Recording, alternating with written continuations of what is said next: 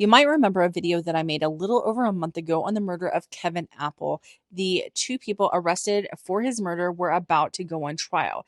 In January, or at the end of January, one of the people arrested for his murder, Shauna Cash, was about to go on trial, and she did. Shauna Cash went on trial. She was found guilty of capital murder, which is what she had been charged with, and she was sentenced to life in prison without the possibility of parole. If you missed those videos but you want to watch them, you can do that by clicking on the comment.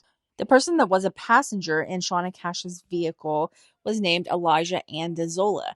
Elijah was set to go on trial on March 5th. Elijah did not end up going on trial. Rather than going on trial, he accepted a plea deal.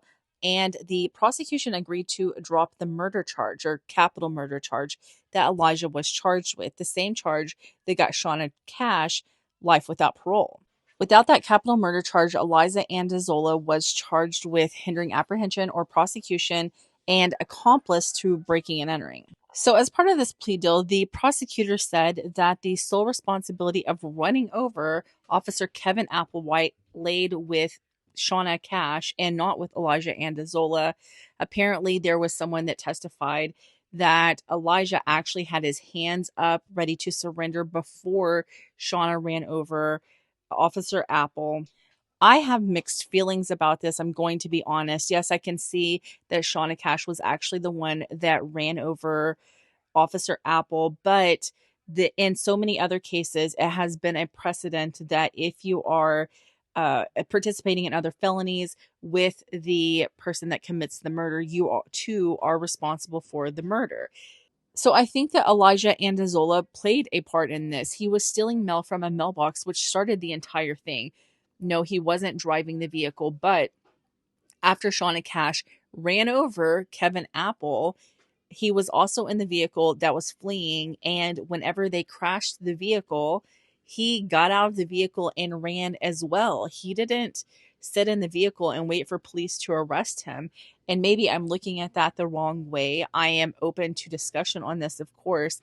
This is just my feeling on it. I think that he played a bigger role. Did he deserve life in prison without the possibility of parole? No, I don't think that. But what Elijah Andazola was sentenced to was 15 years probation. So he essentially got time served, which he's been in jail since 2021, mid 2021, but then 15 years probation. And I don't know that it's a fair sentence considering what happened, in my opinion. If this is a fair sentence, then I think that maybe other people who have got way more hefty sentences for being an accomplice in murders, those sentences should possibly be looked at. Again, this is just my opinion because I think the life of Kevin Apple was worth more than 15 years probation. But that's just my thoughts on it. What are your thoughts?